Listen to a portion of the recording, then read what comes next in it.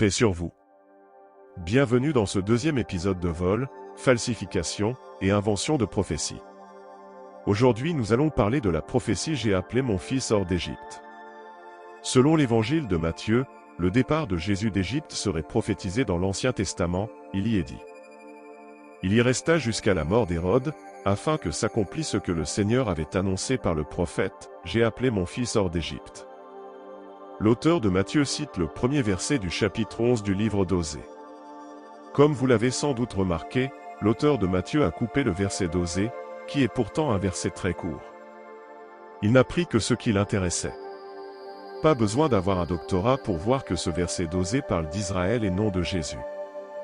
Petit cours de conjugaison, le temps utilisé dans ce verset est le passé composé, et d'après le conjugueur du Figaro, c'est un temps qu'on utilise pour une action ponctuelle et brève dans le passé. Et ce n'est d'ailleurs pas une prophétie, c'est juste un rappel de la sortie des enfants d'Israël d'Égypte, lorsque Dieu envoya Moïse. Voici ce qui est dit dans Osée.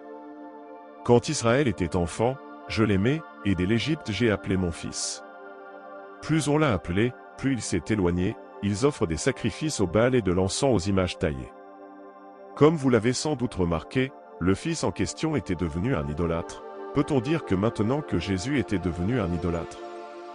Comment faire confiance aux évangiles face à des supercheries pareilles? Pour résumer, dans ce deuxième épisode on a vu que l'auteur a inventé une prophétie en se basant sur un événement passé. Et comme vous le dites, si c'est le Saint-Esprit qui inspire cela, c'est qu'il doit être malhonnête. Portez-vous bien, et je vous dis à la prochaine sur Coran versus Bible.